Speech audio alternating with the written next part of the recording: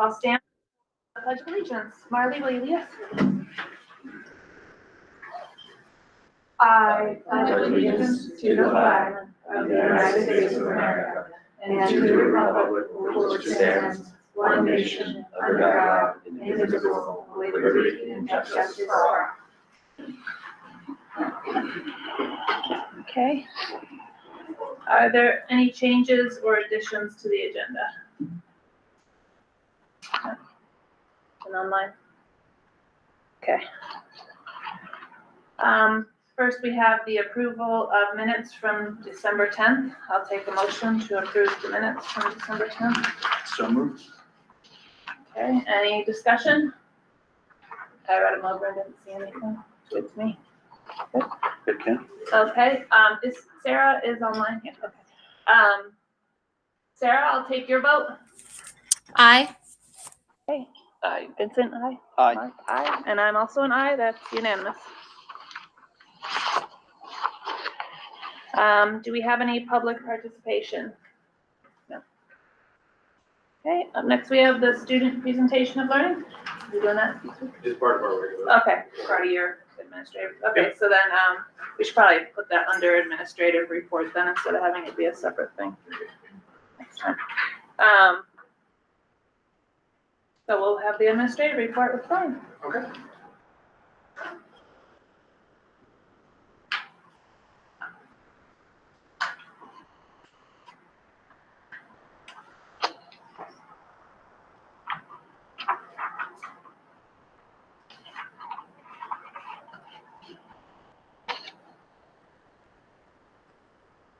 All right, welcome to our January 13th board meeting. Oh, look at that, still living like it was 2024. Fake number one tonight. That's okay, that's it, we'll go ahead and follow that. All right, first off, we're gonna go ahead and have Marley, who's our amazing student representative for our school board. She's gonna share a couple of things that we've been doing at school. Okay. Is there a slide for it or am I just? Yeah, there is. Yeah.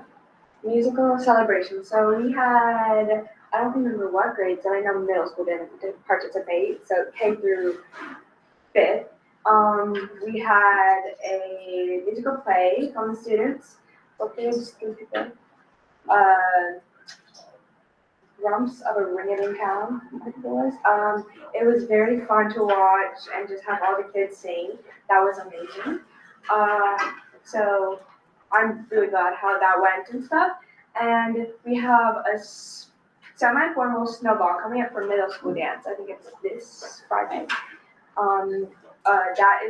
That was created by the leadership students. So I got to get a sneak peek of that, and I know it's gonna be great. And so we're just hoping to see how that will go and all the decorations. And I think that has been a lot. Just got out of a 2-week break, right? So we get Monday off. This is exciting too. Okay. Thank you, Marley. My report this month is very short because it's mainly about budget.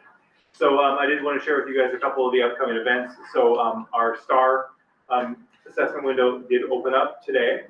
So it's super exciting for that. So it's the opportunity for our students to show the progress that they've made. And we'll have a report for our STAR results comparing our fall scores with our winter scores at the February board meeting.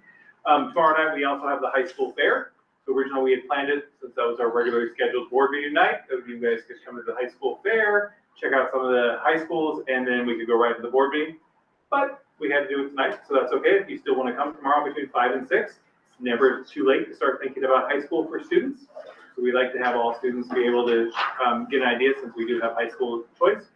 Martha mentioned the snowball on the 17th, which is Friday. January 20th, we have no school because in observance of Dr. Martin Luther King Jr. Day.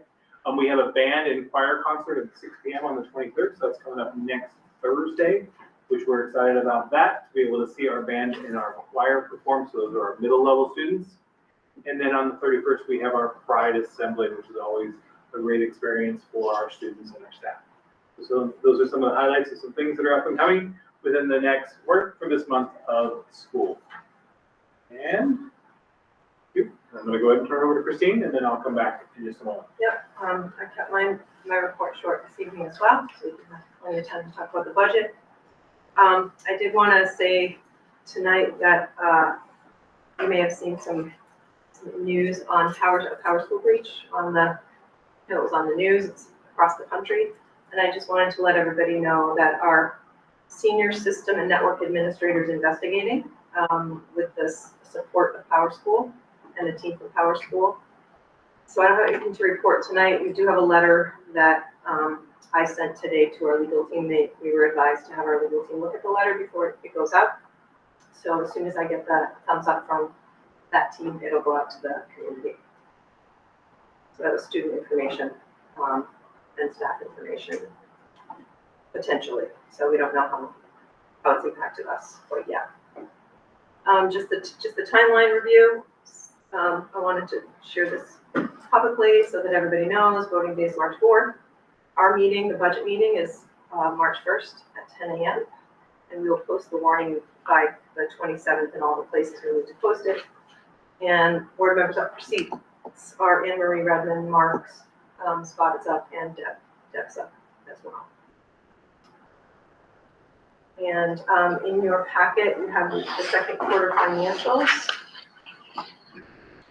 And I just wanted to briefly look at those with you. There are no surprises. You look at the expenditures, we're on track. We've overspent contracted services by a small amount and travel by a small amount, but the other lines are well within where we expect them to be. And we have not received all our projected revenue, so that's why you see the difference, but it's not surprising at this point here, so no worries about that. Okay. Flip back to Ryan, who's going to start us off, a little budget information, and then Larry's going to take over for a bit. All right, so our budget this year has been quite a challenge. I appreciate our BAC that has been able to advise us on what we were doing. So thank you, Christian. Megan, I think August is on the line as well, so thank you to everybody, and also to Ryan for helping us out with that. We appreciate all of our budget advisory council members. One of the things that we really focused on this year for the budget was that we kept things as status quo as possible. It was really important to do that because everything is costing more money these days, and we wanted to try to keep the costs relatively low as possible. And so the only changes that are in there are changes that are basically out of our control.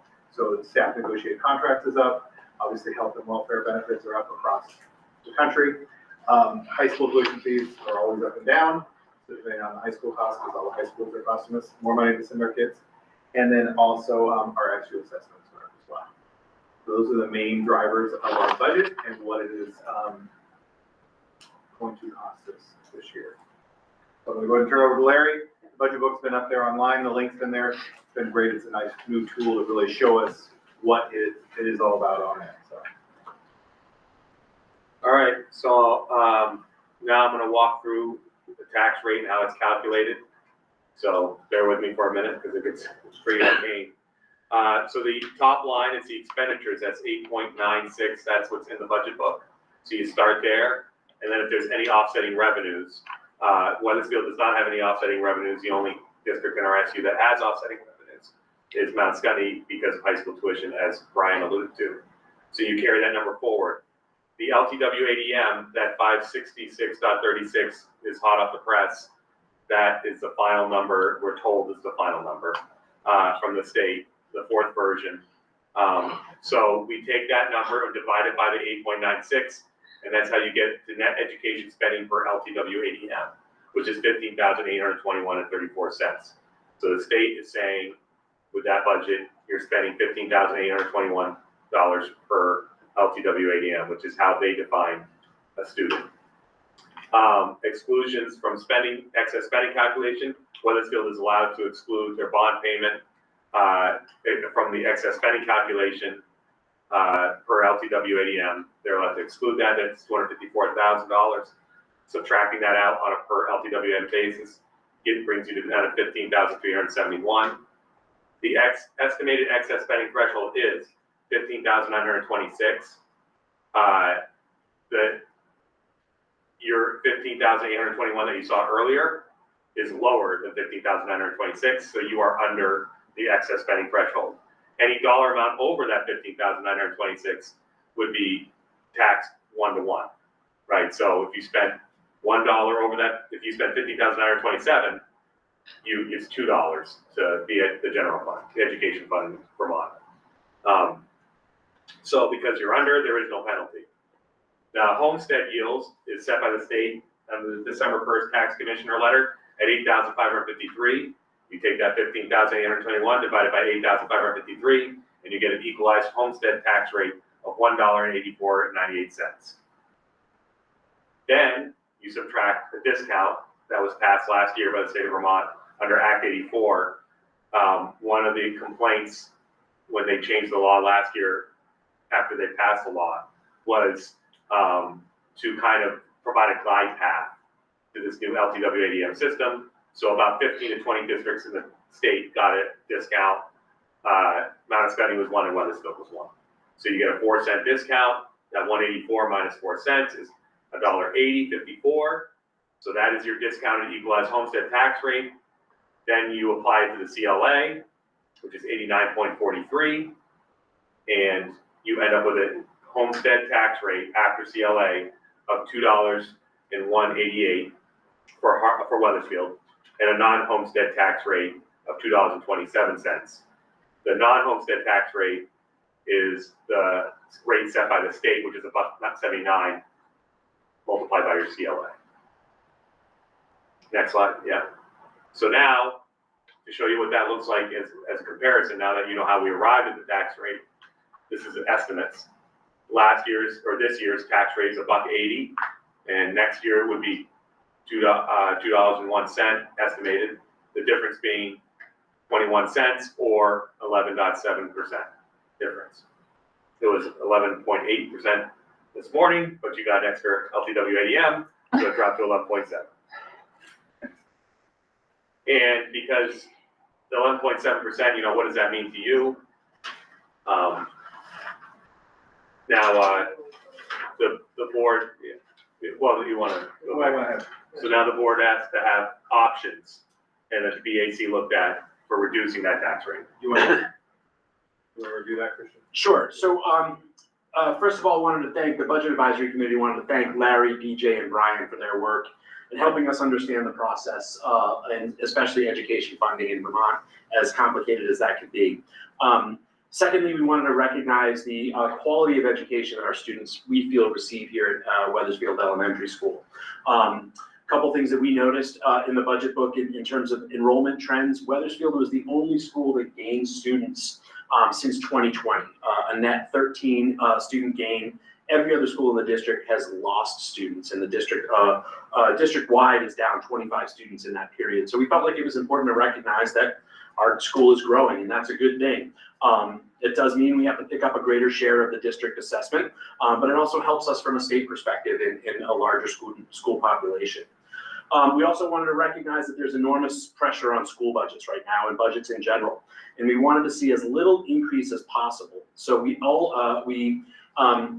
looked over these alternatives that Brian and the staff presented, and really discussed each one and how they would impact the education of our students here at Weathersfield Elementary School. While we felt it was important to reduce the burden as much as we could on taxpayers, we did not want to impact the students' educational experience. To reduce the budget by the levels represented in C and D, but we felt it would reduce the teacher to student ratio and significantly impact the educational experience. So it was our recommendation that we go with budget B, or the recommendations in B, that 11.1 tax increase. This results in about a 0.5% decrease in the budget, so not a lot. I think Larry can show it was about $12. I'm going to show that in the next Okay, slide. great. Thank you. I'll let you explain After that. they see these. While not a lot of money, we felt it was important to show that we were doing our best to curtail costs for this school. So our recommendation was the 11.1. And I don't know August or Megan if they wanted to weigh in, but that's where we came out. I echo what Christian said. I think, Larry, you'll get into it when you look at the overall spend and what we can't avoid. It's a minimal increase for what we can. And so these areas are really important. And again, around that 11.1, while it is a raise, we're avoiding the impact to students. That's where we felt at the best bang for our buck, if you will. And to give to outline better what it means to a homeowner. The next slide will show each of those options. As is would be no changes to what's in the budget book. Option A is the next column. That's what Christian was outlining. Option B was that middle column from the previous slide, and option C was the far right. So if you have a $250,000 house, option A would be $502 tax increase annually versus a $440, $439 option under option B. So that's, $60 over the period of a year.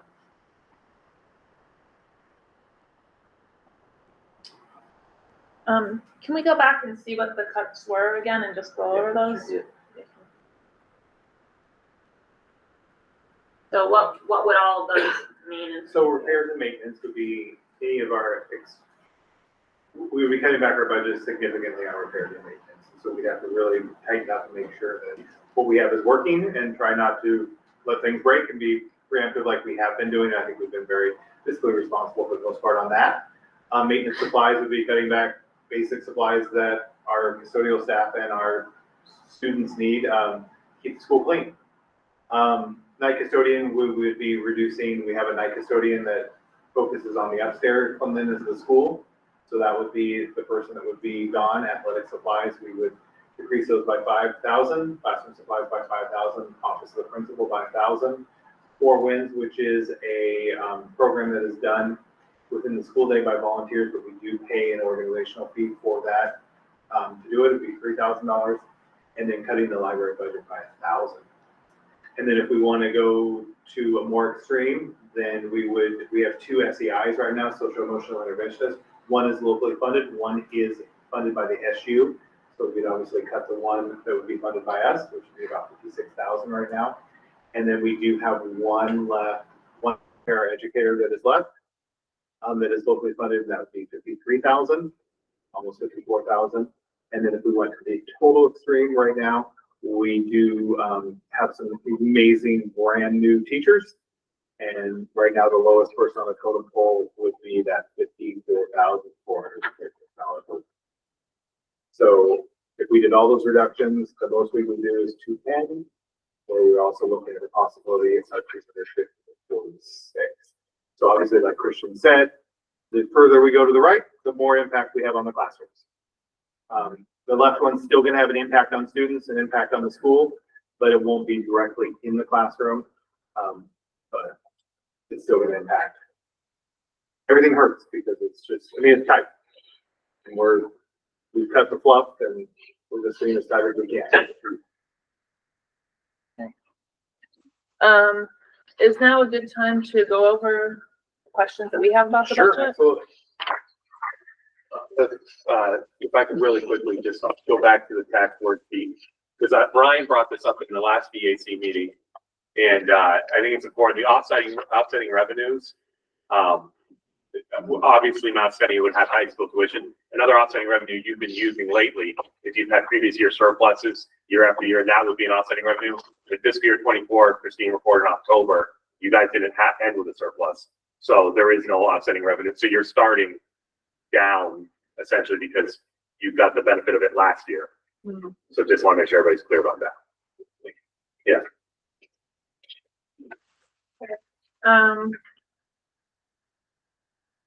So I had a question. What is retirement local? Not a huge savings, but I'm just curious as to why it went up 100%. Yeah, so $6,000. So retirement local is a portion that we pay based on teachers' contracts for visitors, but it's locally funded. Mm-hmm. So we pay certain people when they got in to the teacher contract, it goes up. So it's based on actuals, mm-hmm. and then I add a little bit to it. So I don't know if you had a retirement in the last year or so. We did. We had one So- last year and we have. So there's, one. it's not a big dollar amount, but it's a percentage, it's a big Yeah, amount. yeah. And it's based on when we did the 25, when I did the 25 budget, he was using 23 numbers. When I'm doing this, I'm using 24. And, that's what we have for retirement local. It's based on when they got into the pension program. Okay. And then another thing that I noticed, the SU assessment, I thought our increase was gonna be 291,000. That's what we had discussed at our November meeting and sort of reaffirmed at the December meeting, but,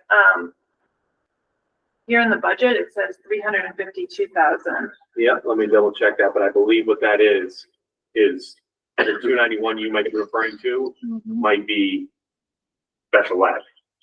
So it's not everything. That's taking all the SU assessments and that Weathersfield pays, and I'll confirm that right now. That's in the budget book under the SU. Yeah, so if I add those two together. What did you say? 291,317 was what we had at our November As an meeting. increase? Yeah. Yeah. What was that, 352? It's, 352? with the going up, It's 291,317.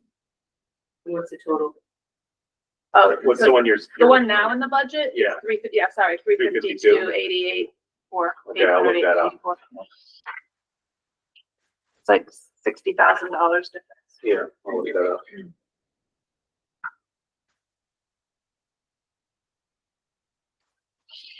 Oh, okay. So you know what that is? That's food service and ECP. So when you were looking at the general fund, Mm-hmm, in the budget book, the general fund is one fund, mm-hmm. and then the next one underneath the budget book, if you keep going, is early childhood and then food service, which are broken out in separate funds, because they have to be. So that's correct. Did anyone else have any questions about the budget? I have some questions, like, can you define what facilities and district safety expenses are? Facilities and district safety is More so district safety. we have to use the Vermont uniform chart of accounts. So is that under accounts? Where are you seeing that?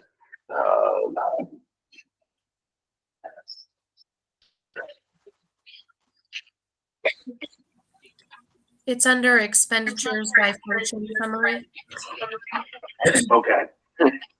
So that's basically buildings and ground. That's buildings and ground. It's what we colloquially call buildings and ground. Right, But the state makes us call it facilities and district safety. okay, And we group it. okay. And there's I probably would have picked up on this a few years ago, but what is our actual short-term debt that we're carrying? So short-term debt is almost always, in your case, the tax anticipation notes. Right, okay, That we do Okay. because we don't get the first payment like August or September right, from the town. okay. So to keep payroll. And can somebody, so we're talking about electricity.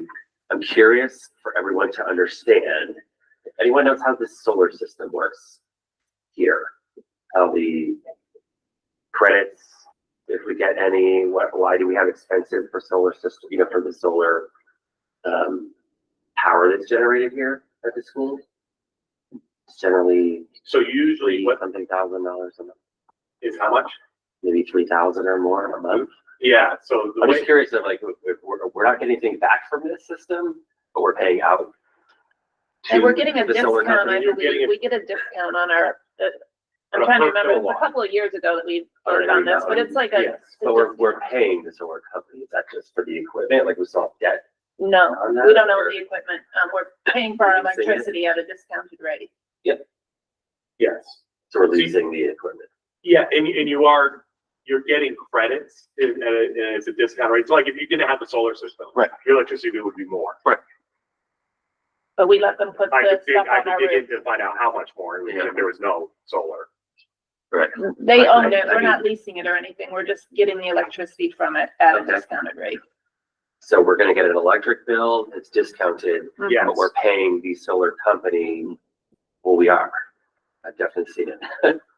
Yes, so. We're paying the solar company for We're- what? Yeah. that's I mean, for not- the electricity, right? We're paying them for the electricity, but not for the I equipment. can look at I'm not that. sure, yeah. I can look at There's that. bills, they pile up. Yeah, is that Norwich Solar? Is that the one you I don't remember, I don't think so. It's Norwich Solar is who did the installation. Norwich Solar is the company that I've Yeah. been working with. So I can look into the exact breakout. I believe there is something like, it's probably a couple of years still away, but they had mentioned something about the possibility of us buying the equipment at a certain point, once Yeah. it's depreciated and it's no longer of value to the shareholders that bought it for tax Right. credits. I just think we should all know what are we getting for value Yeah. out of this Yeah. system. I that seem to we're recall it paying. was like an 11% discount, but I don't quote me on that. It's just, I don't have the paperwork in front of me. Okay. So the net metering agreement contract is as of 2022. Oh. Right, so I came on around that time. So the net metering agreement was contracted for 25 years with options for renewal periods. The amount the school pays is not specified, but will always be 85% of the value it receives. The school is paying 85 cents on the dollar. As the cost of power goes up, the credit the schools receive will go up, but that's the discount that Anne Marie's talking about. So it's, the payment varies. So the first year monthly payment was set at $3,000, and this year's monthly payment as of 2022 has been revised down to $2,700.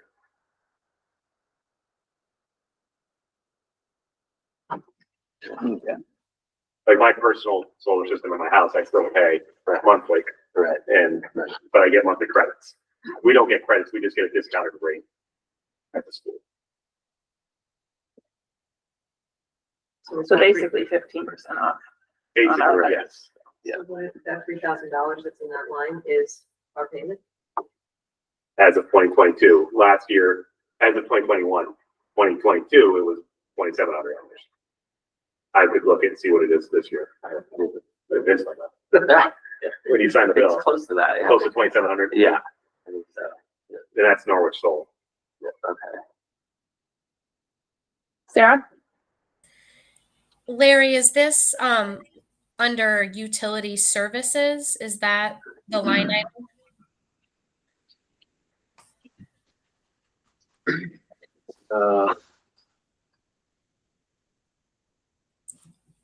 Under expenditures by account? No, I don't believe so. Utility services is very low. I don't think that's it.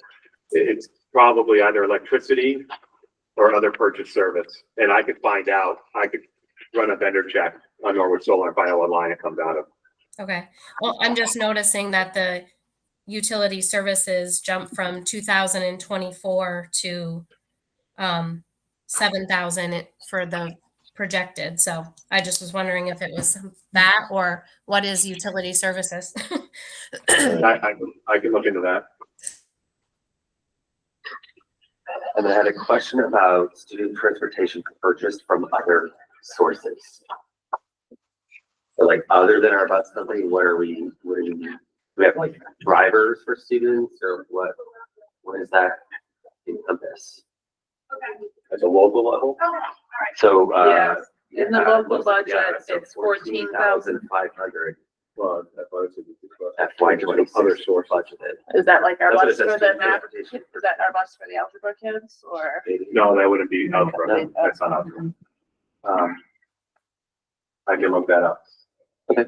Yeah. Rentals of equipment and vehicles. So equipment, I understand, but what would we'd be renting a vehicle for? Anyone know? It might just be how we have to code it. Yeah. Because I don't think $1,500. we're renting any big. You didn't- Yeah, We spent $720 in 24 of rental equipment and vehicles, so. When, does Brian do some stuff that he had to rent? You know? like a Home Depot truck or something. Yeah, because we bought our tractor, Yeah, we did that a few years ago. No, not that I can think of. We had to rent a dumpster, because that wouldn't be vehicles or equipment. Could be equipment. I think that would be on the track, so it's. Do we know how that's going with the 2025 budget? Like, is it, do we need, 2001. so, 1,500 was budgeted for 25. yeah, how much have we spent? I can look that up. Utility services, yes. She's gonna run the report.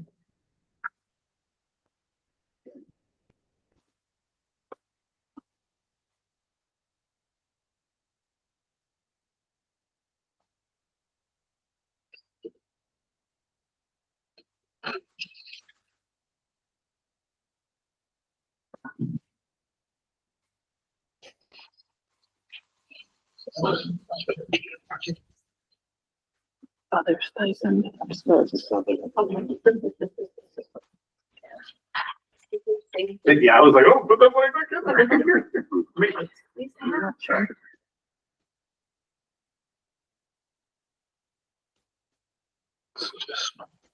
Yeah. Actually, doesn't, I mean, I was just looking at stuff really good security money. Yeah. I mean, I guess little stuff adds up, yeah. Yeah, it does, but.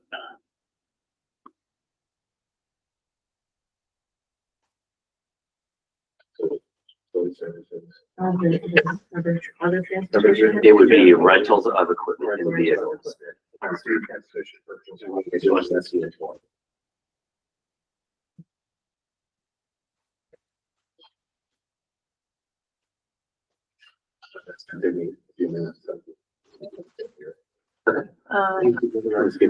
I have other questions about other professional services and then other professional services local.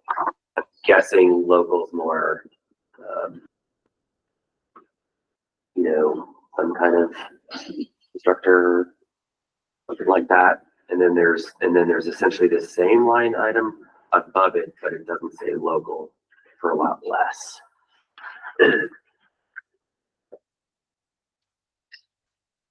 I think we should just know what's getting grouped in there, so we're gonna have an idea, because it's $61,857. Well, that would be.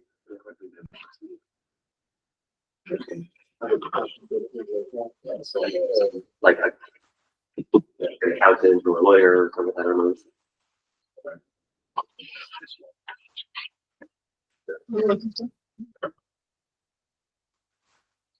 Any others? There's fund transfers, is that just Yeah, so, one fund to another, yes, one account to another? yeah, so like last year you did, capital reserve, $100,000 of Right. transfer. Okay. So where is the money that was left in our discretionary or whatever fund that we did have left over? I know we gave a lot back to the town, right, against taxes, so we essentially zeroed that out when we took the 100,000. Now, did we put 100,000 back? I don't so remember I what can, we did last year. Yeah, I felt like we left some. Yeah, there was I some would- capital. Yeah. Saying there wasn't, there isn't now. I can answer that. Okay. I guess not what I'm. He's looking saying at. we used it last year, we used it to buy down the budget Right, last year, and we right. don't have it available to Okay. us again this year, Okay. now it's in the. Yeah, So are we so, negative or? no, you're not negative. Not negative, So- or nothing. Flat. Yeah, that's, All sorry, right, so yes, sorry. So last year, you had or this year, I'm sorry. So last year you started with beginning fund balance, the 24 of 648,211. Right. And then you had a fiscal year difference at the end of 24, as Christine outlined at the October meeting, of 170,000. So the assigned fund balance that you're talking about for the tax rate was 449,000. That's for this year. That's why we assigned it. Right. So you have left over in the fund balance. This isn't a fiscal year surplus. Right. In the fund balance of 28,000. That's why you can't offset any revenue Okay, towards the tax rate for this next fiscal year, or put it into capital reserve if the voters so choose. okay, and I was confused, because I thought this was our capital reserve fund, but this is not our capital, the fund balance that we're Right. talking about. is No, not- it was- Okay, This is the general fund. okay, Did you want to know the amount of capital reserves? Yeah, Yeah. yeah, I mean, right, I think that'd be helpful. Yeah, I can find out. add it to his list. Yeah.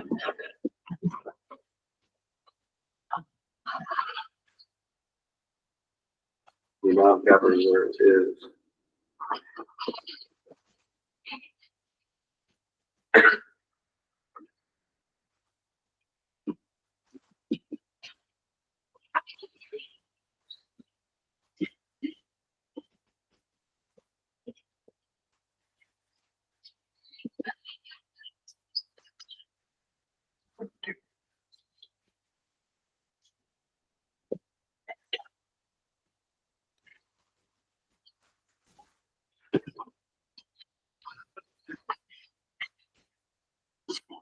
I know who's got the hot seat.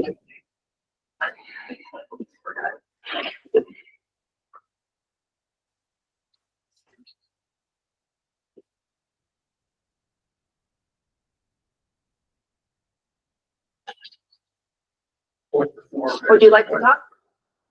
I want to get it right at the end, Okay. before you move on to another subject. Okay.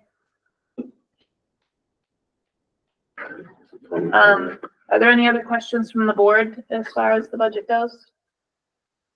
You guys have any questions that you want to answer or? No, some of our questions were just at the district level, but that Yeah. was already decided, so. Okay, do we have any questions from the audience here or online? Gary? So I am under. $328,000, $128,000. $43.44. The facilities and district safety, which is the facilities and maintenance formally, that's how we know it. Yes. So is that, I don't know the last number, but 511,000, is that, all of our custodial staff? Yes. So I remember asking, Clara, you before, this includes our the facilities assistant manager for the SU and a portion of the directors. Let me find out. There's under facilities and district safety. So 1 second.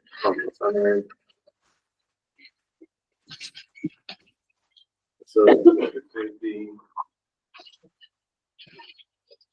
Okay.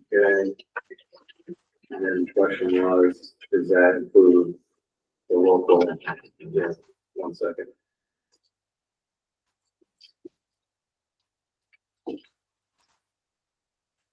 Okay. Yes, that is included. Of that purchase property services. Okay, so those were, Weathersfield pays Mount Scottney for a full-time person and a 25% person? I don't know the ratios, but they pay $74,416 for the use of the Mount Scottney buildings and grounds and maintenance personnel. So currently that's Jim and Woody, but it could be private. It could be anybody because it's not, you're not paying out of payroll. So it could be anybody. Okay, so that, It's contracted service essentially. I guess my question really is, when was the last time it was considered to put out, to get someone to provide maybe more hours for a similar amount of money? How does that?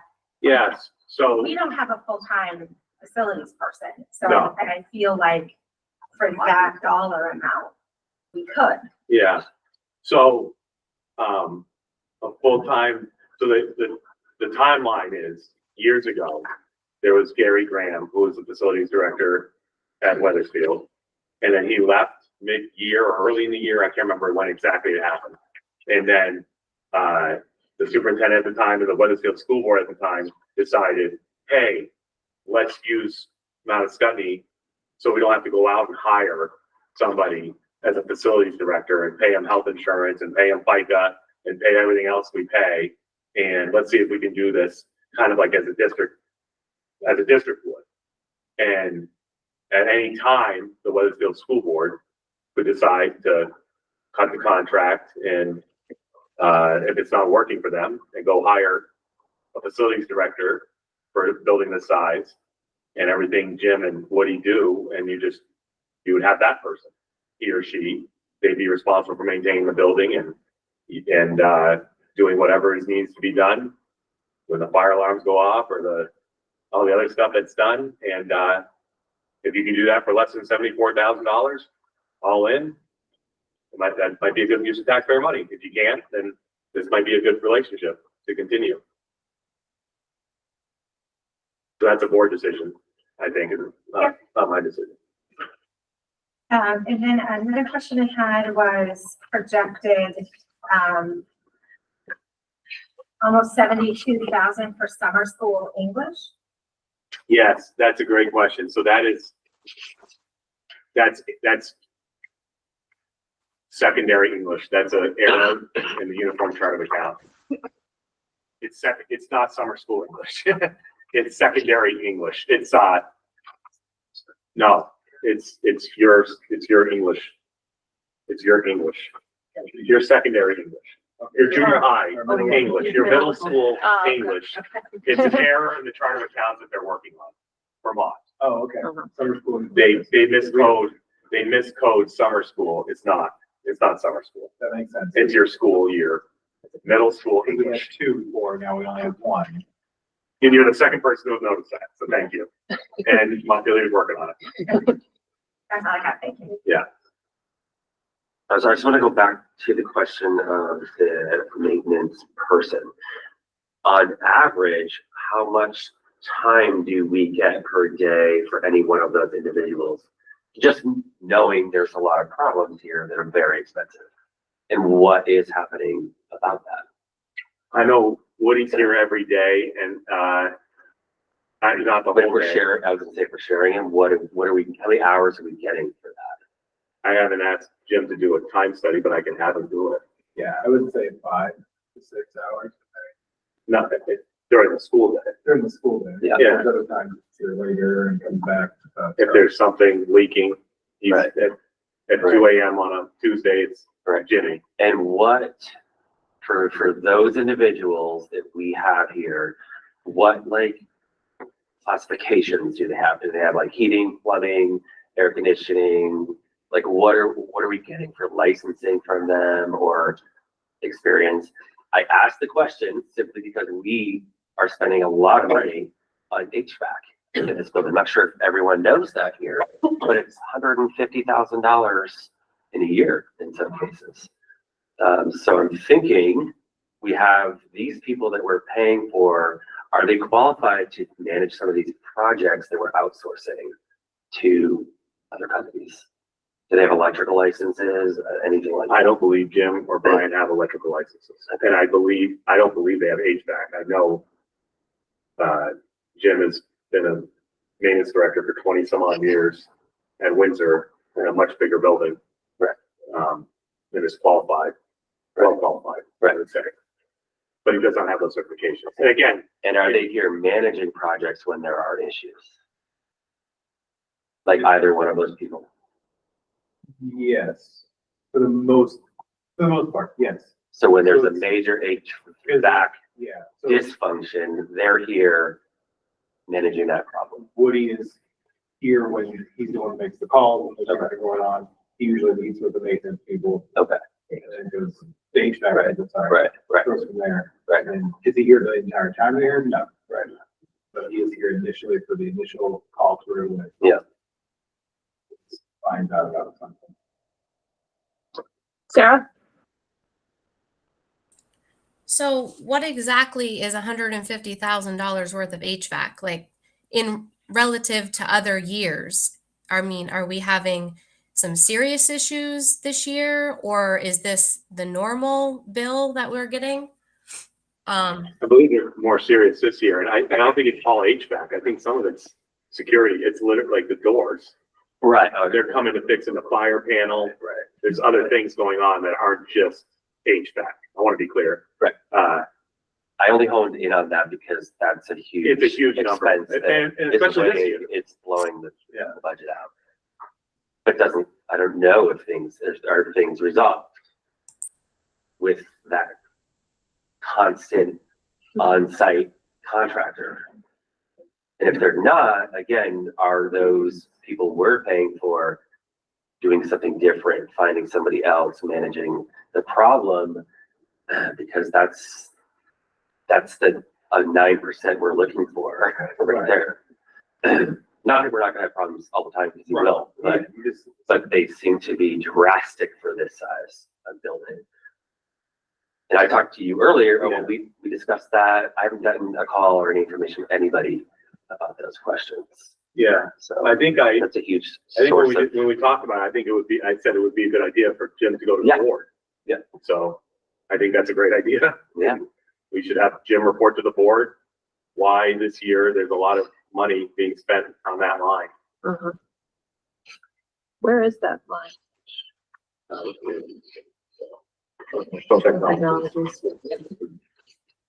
And it's not, well, it's not just this year. This is a consistent expenditure that's large. It took me by surprise. Do you have the line number? Yeah, did I read, yeah, that's right. Yeah, you gave me- I read the yeah. audit report. Yeah. And gave it. Yeah. Anne-Marie? May I ask a question? So. Yes. In Sophia?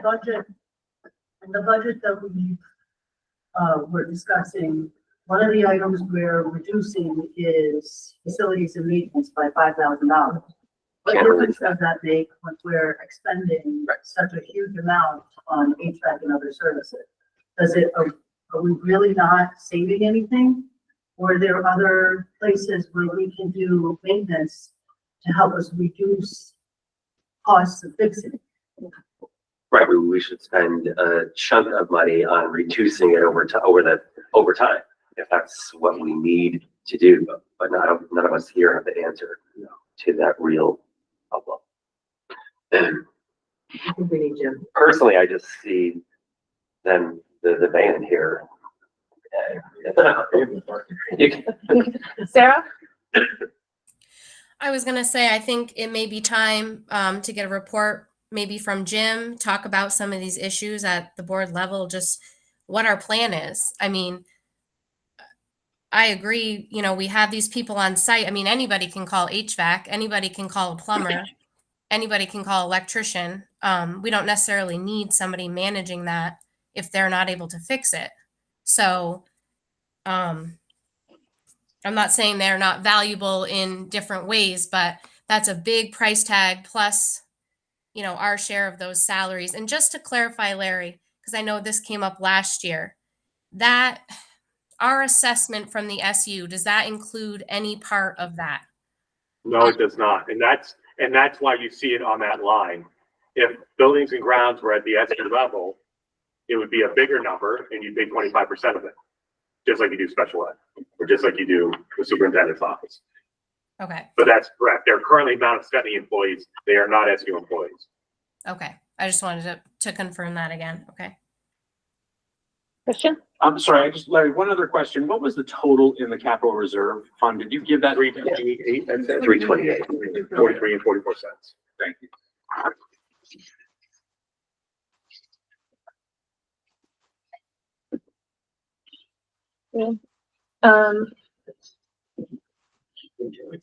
So I guess what we, the board, need to decide. Question. Question? Yeah. Can I just make a slight comment? Yep. I see that they want to slash a night custodian. I am a night custodian. That's gonna leave me alone in the building at night.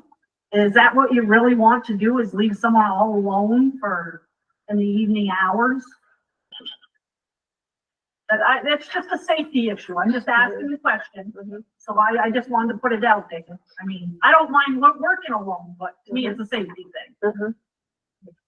Well, the other question is the workload manageable for one person? Is it safe for one person? What if that person gets ill, injured, etc.? Where do we substitute that individual? Cutting that position was not under the 11. It was not under the 11%, it was under the 9. So. No, under the 11. I was trying to keep things as far away from the classroom as possible. We did have that discussion as a PAC. We were concerned about the safety issue of just having one person on site. That definitely came up. And also the cleanliness of the school with the AC. We've been to several other schools and said that our school's pretty amazing in how it's clean, it's safe, so that was a concern. But I think their goal again was to keep it away from the classroom as much as possible. And then when that person, like say when Kelly is out sick, then that is where our facilities manager comes back in and helps out and make sure that the school's, ready to go for the next day for students. So that's part of that person's role as well, to take over and to be able to do some of that. But yeah, I mean, we do live in Vermont. Vermont is, knock on wood, a pretty safe state, but that was a good concern if I just have one person in this building after, 7 o'clock at night or 6:30 at night or whatever people are leaving. Sure. Absolutely. I'm still looking out for you, Kelly. Well, I don't mind talking alone, I know don't you get me don't. wrong, but to me, it's a big safety issue. And that was one of my concerns, for sure. The world isn't getting any better. No. We like to think it is, but. John? Just a couple of quick comments as your retired representative from Montpelier. In the first slide, when you gave the yield number, that was the one that JFO presented in December? It's, yes. Okay. From history, that number probably will go up. Short term, I don't see the legislature having very many levers to pull to get school spending under any semblance of control other than trying to make that number higher. That doesn't help you at all at March town meeting, because you're going to present, and it's going to look like almost a 12% and 9% increase regardless.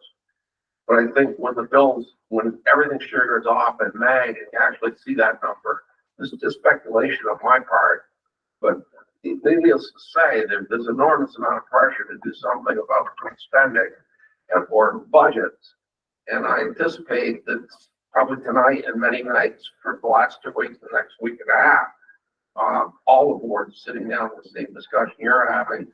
And I don't think anybody's out there fluffing up their budget to make it look bigger, like happened last year, which was really unfortunate and created a lot of chaos. But anyway, if all goes well, I would anticipate that yield number to go up, hopefully by 1,000, but it's still not going to. Maybe it could lower your increase by 1%, but probably no more. But people are going to know that until May. Okay. I mean, the main thing for the board to think about is, if, we want to balance the school, the kids' experience against the taxpayers' experience. Do we want to cut things just to get the tax rate down a bit? Or do we want to see how it'll go, see if the taxpayers will support a budget of almost 12% increase? But I don't know how people are feeling about, I'm feeling like, based on what I heard all summer long, that's not gonna pass. I mean, I can't say for sure, but I wouldn't put any money on it, passing 12%. Of course, our other options aren't that much better, and we lose a lot of, we definitely, even the least one cuts things that I think would hurt. Can we go back to that screen Can we that bring you that mentioned? Yes, yeah. You have it, you can check. Oh. It's what's that? If you, It looks like you. yeah, it says Christine Bourne I'm not presentation. sharing anymore. It's your presentation. It's, Yeah. Because you're not doing it. There you Well, that's coming up. I have, utility services is water and septic. Transportation from other is athletics and yearly class program. I don't know, yearly class program would be Yearly Over. class program. over. Over, there you go. So that DJ rescue. And then the other one was rental. That's, Pitney Bowes, that's your copier service. Jesus. So that's a lease, so we have to pay that. Correct. Yeah. Not a vehicle.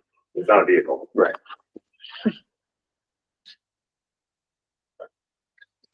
I mean, repairs and maintenance supplies.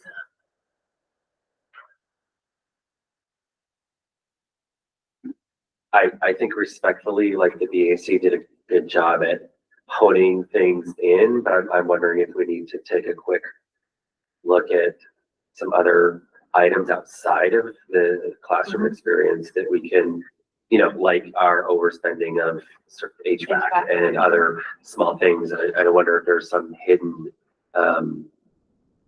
expenditures that we're not getting down to the root of, that maybe we can talk about at least prior to voting. Yeah. Or accepting just one of these. And we do have a meeting scheduled for Wednesday, so we do not have to vote on this tonight. So if we have questions, like about Sarah, I don't know the if Sarah HVAC has. that we have not gotten answered, which I don't think we will get answered the HVAC question not. tonight, correct? No. Well, I was just asking Larry what we budgeted for that for next year. I know it sounds like it's an unanticipated expense this year. Or has been, at least since I've been working. Can we get some kind of report from Jim on Wednesday? When I can reach out to Jim and, I mean, I know it's a short, yeah. And I'm sure unless something is ridiculous, I'm sure you'll be here. See Right. the reason. Let's see what we budgeted for next year. and we really don't need exact numbers. We just need to know, Is the problem there? yeah. Is the problem fixed? Is it gonna be a reoccurring thing? What's the status of that expenditure? I'm trying to find the line in the budget for that. It's, Henry, we did have an issue with something to do with the water pressure, or a water pressure holding tank Uh-huh. that they had to come and work for a few days on. And then something with the hot water heater, Uh-huh. an issue has been going on, and it was too. Kelly, do you remember what that was when they were down at the boiler room? The guys were down upstairs in the furniture, furniture room. so, It's a water I- tank, there was something, yeah, I don't something know to where do the with, categories. they had a but I just valve or know. something, and something to do with air pressure or something, like, kept getting air blocked or something. Yeah, yeah, I don't know what they ended up replacing though. But that was a huge, that was like a 2 day job. Yeah. It was here for a while.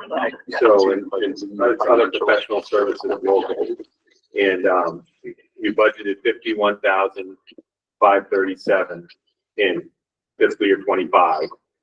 You spent in 24 actuals 73,268. Oh, I see it, okay. And then we budgeted 51,537 for this next year. Because when I met with Jim and went over the budget, he was comfortable with that amount. Even though you overspent it last year. And I can write down where you are this year. That was the other question Anne Marie had. Yeah. So that's not something that would be a thing that would be available for cutting, really? No, It's if already- anything. Already, if Yeah. anything, it might be more than that. So, and, so let me, And we don't- Yeah, we're not looking to fix a problem Yeah. in this budget, but Yeah. maybe the next four. Uh-huh. and I will get, That's 200,000 over 4 years. so Elsewhere. the gender actual to see. So far. Yeah, he's gonna- I'm looking up right now. So.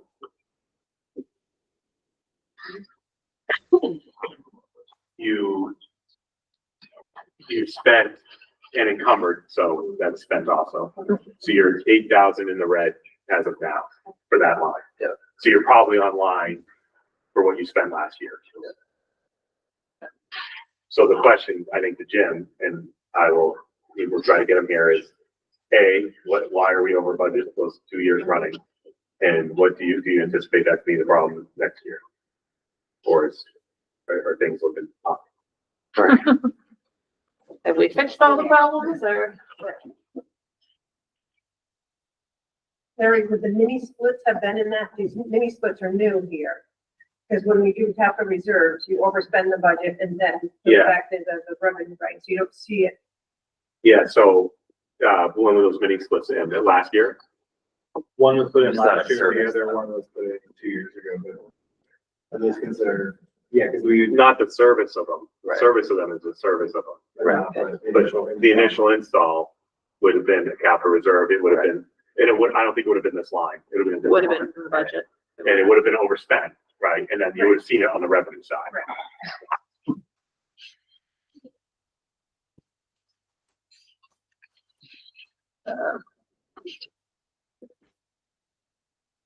So I guess, are there other areas that you I was think? waiting. Oh, Oh, Sarah? another thing, Oh, sorry, hold on. sorry. So 32,000, speaking of what BJ's saying, 32,100 of this year Uh-huh. is the gym floor. Oh, that's the services? So, yeah, Is other professional services. so other Yeah. professional services Okay. local. You guys paid to do the gym floor, you got it done. Okay. And that was paid out of capital reserve, which is the revenue side. You see that 100,000. Uh-huh. So, but we can't spend out of capital reserve by GAAP. Uh-huh. We have to spend out of the general fund. So in that sense, you're right on line budget wise. Even though you see a lot of control technology invoices. Even though it's only December. Even or though it's only January. it's sorry. January. Right. Yeah, So- but 32,000 is, So we're still going. 32,000 of that you're 8,000 in the red, including that 32,000. Right. So you're not really in the red. I know it's complicated, but we're not allowed to spend money out of capital reserve. We paid out of general fund Mhm. and the money is transferred in, Okay. transferred out. Sarah? So Larry, just to confirm, if we didn't do any cuts, then the increase would be 11.7. Is that correct? Yes, with no cuts, the way, everything we know about the LTW ADM and the tax worksheet you saw, you would have an 11.7% increase, which if you go to the last slide, next one, keep going forward. Yes. So with no cuts, you're looking at a $300,000 house, it'd be a $630 annual tax increase. If you did option A, it'd be saving $30-ish, $33, Okay. and so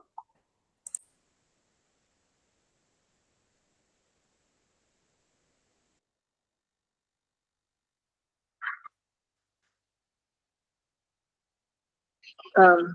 So there's no hidden money in here that you? I think I got everything, right? Utility services is water and septic, transportation is athletics and what, Holbert, and rental of equipment is Pitney Bowes, which is your father's. Mhm. And utility, I did it. Yeah, that's water and septic. They call it utility services. And then the question for Jim is 24, we overspent, and this year we're going overspent. We know 32,000, which was Jim Moore. And what does he anticipate, or things, does he anticipate more control technologies, more than preventative maintenance, right? The rest of this year, or are things still a problem?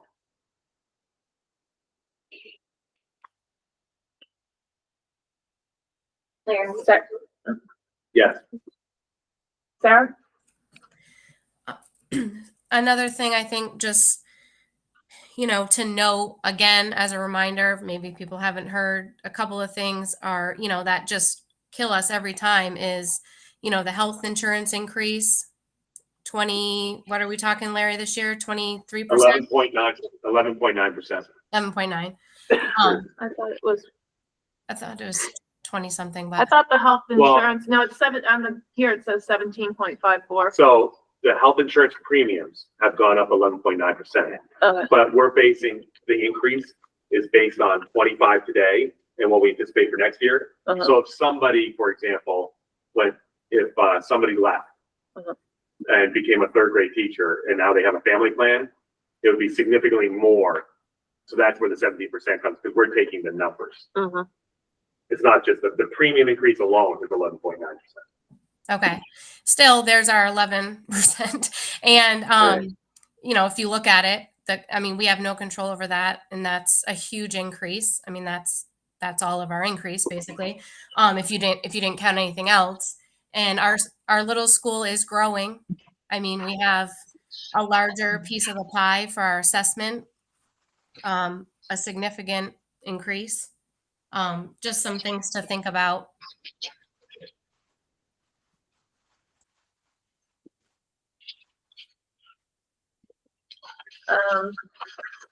You know how you made me that chart last year? Maybe I'll make you a chart like that again. The one,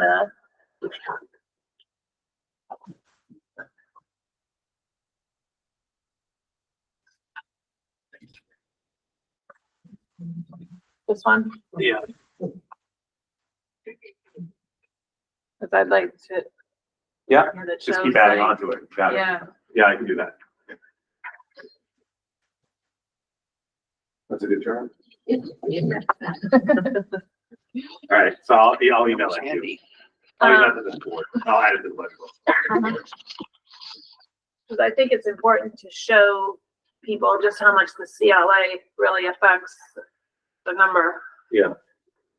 And you. I mean, we were looking at what, a 7% increase, and then when the CLA was applied to it, it suddenly became this That is correct. 11.7. Throughout, and that's interesting too, because throughout, we're in version 4 of the LPW ADM, and Weathersfield did not move much. It was basically the CLA, as far as as the changes came about. Uh-huh. The LPW ADM was pretty flat, you know, good, it was up, but it was, Uh-huh. wasn't a big change from version 1. The only one that changed a lot was Hartland. But the CLA changed. The CLA did change. And Weathersfield and Hartland are the only towns without an appraisal. Windsor and West Windsor just had appraisals. Yeah. So they're in the positive. We're due for one in 2026. So, got a little. Got at least one more budget probably. Yeah. Yep. Do we have any idea, the waiting phase 2, what effect it's gonna have on Weathersfield? The waiting phase 2 on LTW ADM. Yeah, I don't know. I haven't heard about any changes to the waiting. well, it was a 5-year process. Yeah. We did one, now we're in phase 2. Yeah, well, that's the That would be- the I think 4 that's the cents 4 that we cent, have off, yeah. So it's a 4-cent discount for Weathersfield and a 5-cent discount for Mount Scumney and no discount for Hartland. And we had a 5-cent discount last year. You had a 5-cent Each year discount. it'll go down by a cent. So we had a 4-cent discount this year. Next year it'll be a 3-cent discount. That's correct. Oh, boy. I have a question. Yes. So last year, I think Kelly was talking about that rainy day fund, the thing where you put money. Did we use all that? That's, are you talking about the capital reserves fund maybe? No, it was a different one. Do you remember, Kelly? Oh, I think we ended up not doing I it. think it's all gone now. I think It's they- gone. Okay, that's all I Yeah. wanted to know. Yeah, I was looking for his name. Yeah. yeah, yeah. We never opened that We account. didn't open it, yeah. We ended up using it to Yeah. offset. And the state is really, they don't want to see as many tax stabilization funds. Yeah. As other towns have, and they're coming after that money, and we don't have one. But other business managers, they do, they have, it's not capital reserve, it's like $800,000 just sitting there for tough tax years.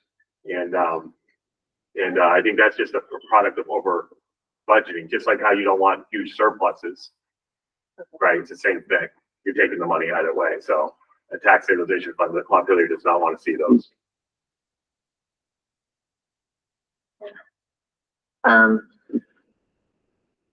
mean, I'd like some time to think about it, and I guess if you guys, if anybody comes up with any great ideas of more creative ways to save money, August? Yes, I just wanted to circle back around, and I want to commend Brian Martez on just an amazing job leading our school. And I really, as a father of a student in school, I know all of these decisions are very tough decisions. I did want to say, from a fiscal standpoint, the Budget Advisory Committee's recommendation was the proposed list B, was the list of cuts. I think it's a balance.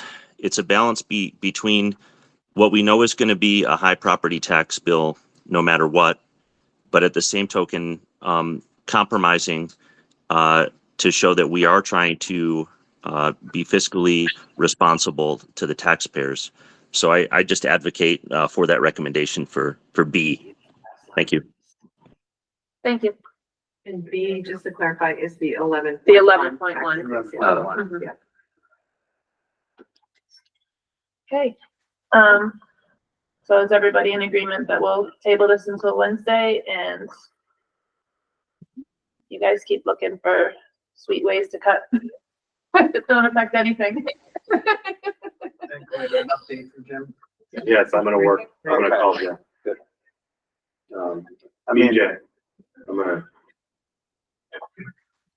And that meeting is Is it- at 6:30 and it's online only.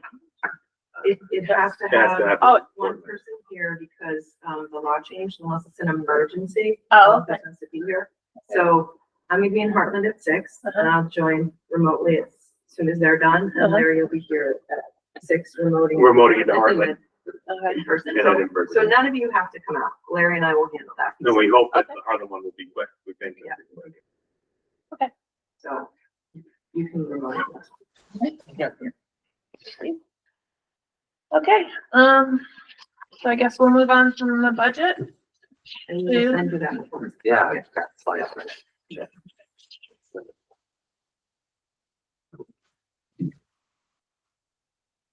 We have a curriculum update. This is Sarah Mark. Are you ready tonight? Sarah, did you have anything prepared? Or, Yes. okay. Sorry. I thought she said Sarah, but all I heard was Mark. So I wanted to just confirm. So back in right before Thanksgiving, Mark and I met with some teachers.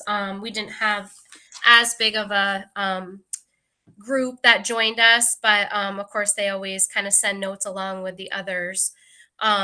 So I had told them that we would stay on top of the new curriculum discussion and that I would check in with them periodically from their concerns last year with our new curriculum when it rolled out. So this was kind of our first check-in with them to the start of this school year. I think Mark would agree that the consensus is they're feeling a little more comfortable making the adjustments that they need to, with obviously staying within lines of what they need to teach and what is expected. But they do feel that pressure has kind of receded a little bit. There's a few. I guess my biggest concern is still just the trainings with it. My questions, I went in and I said, how's the support? How's the training going? Because I knew, that was a big thing last year. They felt like they didn't have a lot of training coming out of the gate. So that's still kind of just meh. Really, a lot of the in-service days necessarily aren't focused directly on the new curriculum. So, look ahead, to you, Christine, to see, how we can better that for them and just make sure that we are meeting those. I have Angie's, notes from, the implementation and how she wanted to kind of roll out and keep checking back in. So we're still looking for, just some lesson guidance, the whole summer scope review, just gathering feedback and the priority of that is still sounds like that it's missing. So we just want to kind of stay on top of that. There's still some materials issues. A lot of them said, either they have too much of something and then others don't have what they need. So I don't know if we can look at a way to kind of streamline that to make sure that we're using the materials, appropriately. We don't want to be wasteful, but we obviously don't want people to be without. And I don't know enough about how that's distributed, but it sounds like it's a little bit all over the place. So that was a concern still. And then, because they're adjusting and, then they hear that the other districts are adjusting, my concern just because I know we always get the data, and we do, that's how we kind of measure. I know that's one of our board's goals is to measure data because it's the only tangible thing we really have. So, how can we support them for better scores, but also is the STAR data going to be, across the SU, if everyone's kind of adjusting and doing a little bit differently with the same curriculum, how will we really gauge all the data? So that was a concern, from the board level. And what else?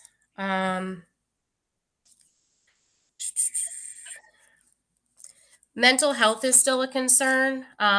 This kind of piggybacks off of one of the scenarios of cutting. I am not for cutting any SEI, or in fact, I think we need more mental health in the building, but that was another concern that the teachers brought up. I know that's not necessarily curriculum directed, but it is, a teacher's, one of their top issues is making sure we're supporting students' mental health, because we all know that's going to affect their academics. So, and I know most of the training has been planned already for the year. So maybe you can speak to that, Christine, about maybe curriculum specific, especially at the certain grade levels, what may be coming up to make sure that everyone is included.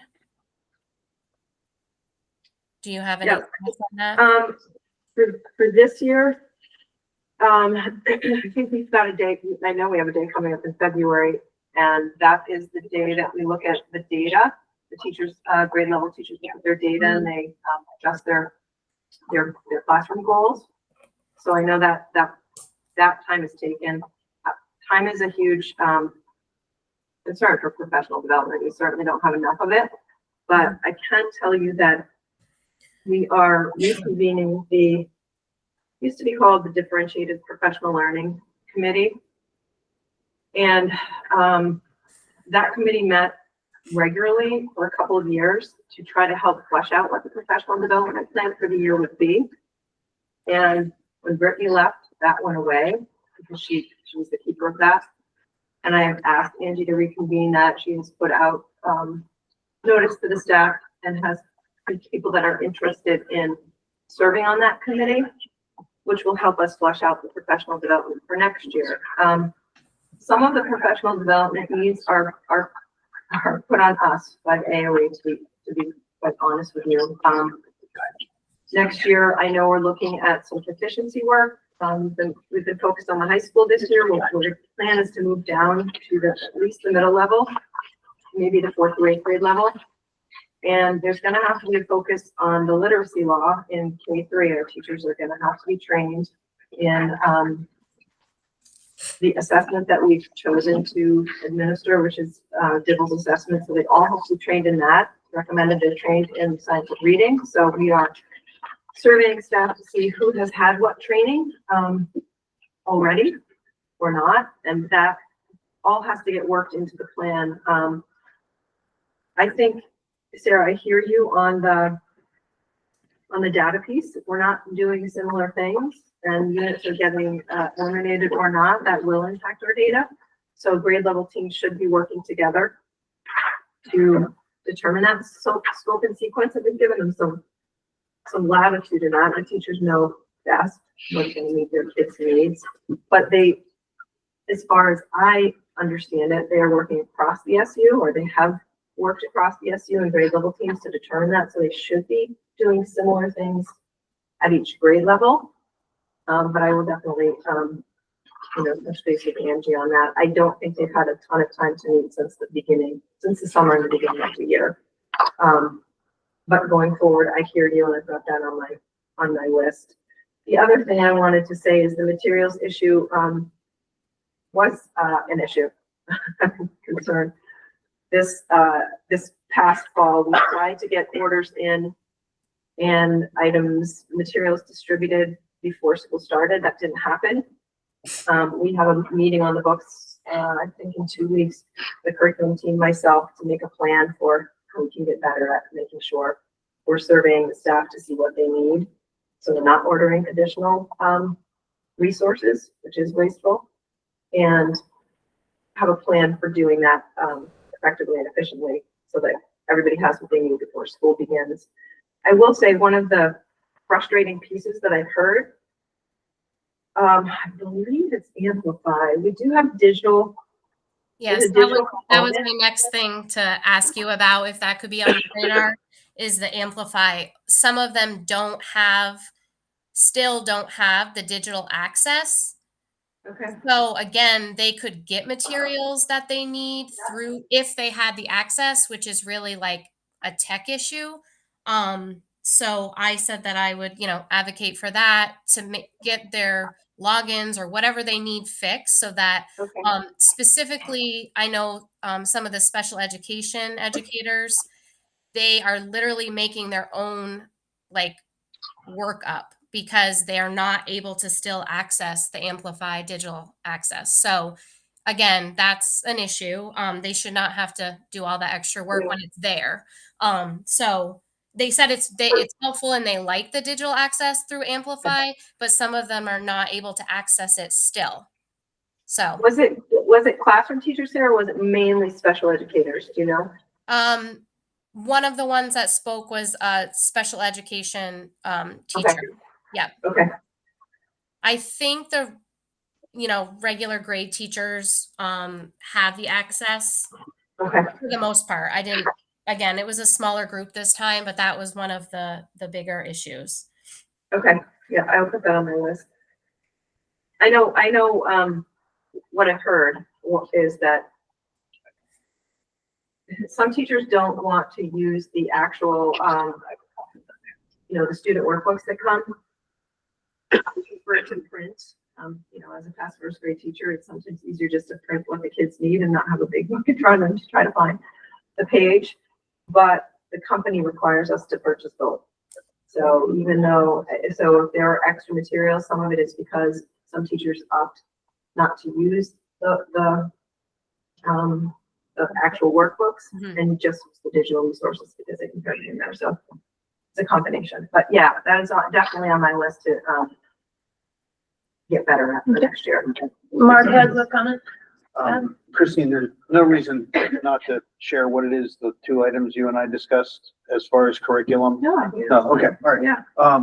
So just to clarify, there was, when the last curriculum policy vote, came up at the SU, two of your, reps from this board voted nay, one of them voted yay, and that was me. And then we were just reading this policy differently. So one of the things that I've asked Christine to do is to add in a part to that policy, clarifying Brian's role in terms of the procedures and how things, how the curriculum is implemented, really.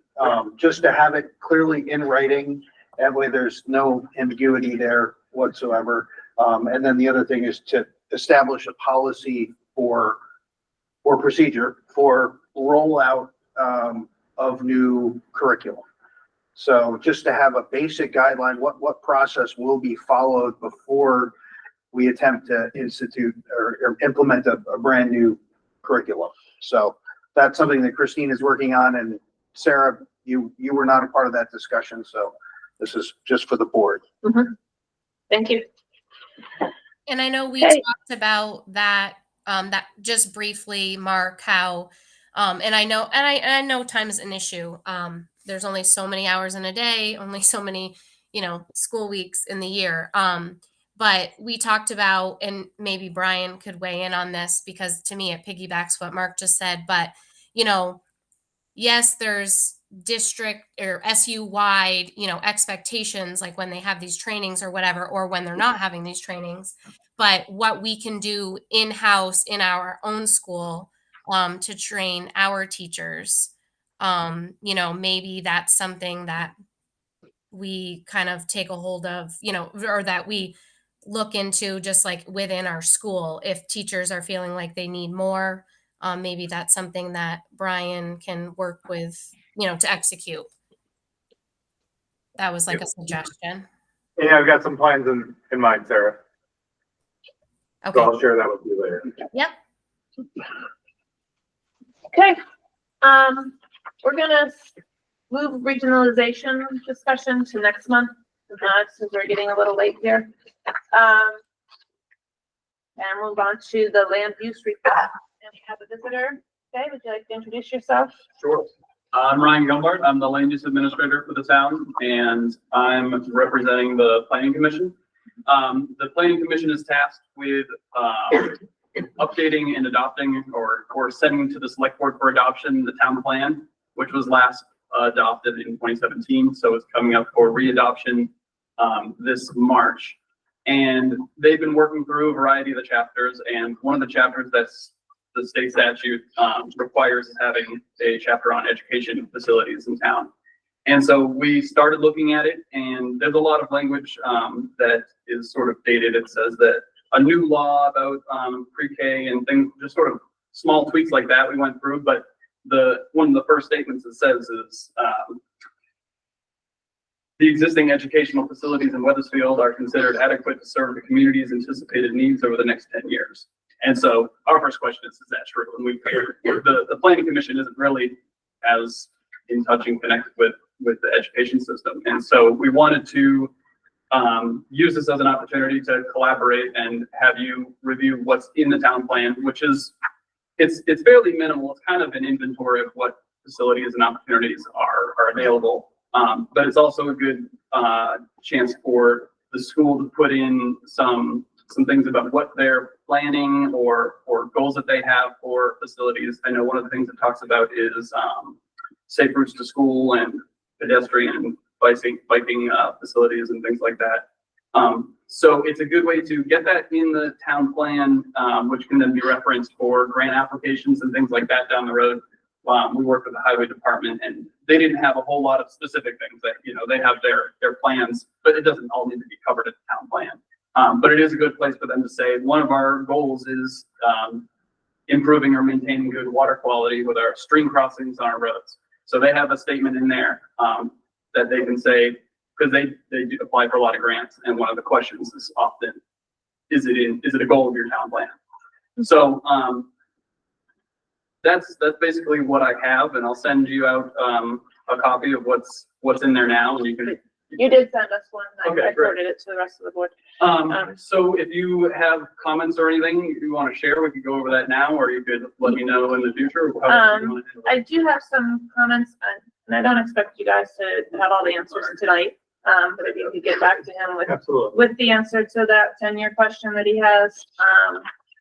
Also, in the paragraph that begins preschool children in Weathersfield, it says 50 Weathersfield families were served by SAPCC in 2013. I was thinking that should probably be updated. We probably could have a more updated. It's not over 10 years old. I think our facility, maybe besides the HVAC system, is prepared for the next 10 years. But I mean, I can take a look at those and make sure. Yeah. Answer those and go back to you. Yeah, so I'd like to get that updated. Then there's a paragraph about high school education, and that was pretty easy. Some of it's we can just find right from the new budget, because right now they're using numbers from 2016 and 2017. And it also, there's a line in there that's not quite right. It says, but the school district is responsible for paying the statewide average tuition cost, which that's only true for, Like KUA. yeah, that's only true for like private schools. We have to pay when we send somebody to Woodstock, for instance, or to Windsor or to Springfield, we pay whatever Whatever they they said it to be. And then if it's like in Woodstock's case, if it's over, or as they see, they undercharge, you just got an invoice of 24,000 this year for last year because it was over 3%. So they bill back. So, I guess is the way yeah. to say it. So that line isn't quite right. I'm not sure exactly how you would word it, but that line isn't true. And then I thought, and then it says 2016 to 2017. You could update that to 2024-2025, we had 100 students that attended 14 other public and private high schools, because they're not all in Vermont. We have kids going to school in New Hampshire, Massachusetts, and then this, I didn't do the math, but the tuition rates vary from neighboring school districts by over 40%. Is that close to being correct? I don't know. I mean, in Springfield's case, I don't know if it's 40%, but it's close to 30. But again, we haven't, if their now tuition is 22,000, it's probably closer. Last year that would have been untrue. This year it might be true. Okay. So maybe that figure could stay in. And then there's a paragraph, the total K through 12 student population of the town has declined since the mid 90s, when it averaged between 425 to 450 students. There's been a slight raise in 2010 to 2011. I just think that should be updated because those numbers are quite different now. I mean, we're down from the 90s, but we're up from this kind of low point in 2010. We're back up to around 400 students, correct? Or something. Not 400, not including high school, but. Well, this is K through 12. Yeah, so keep those including high school, so 350 to 350. 350. So. Amber, can I just reiterate something? Yeah. Jim Marie and I worked on that together. When I was coming with the administrator at the time. So I think Brian should be working on this with the board and have Brian come visit us or something like that. Okay. So I just remember doing this official draft of it. Okay.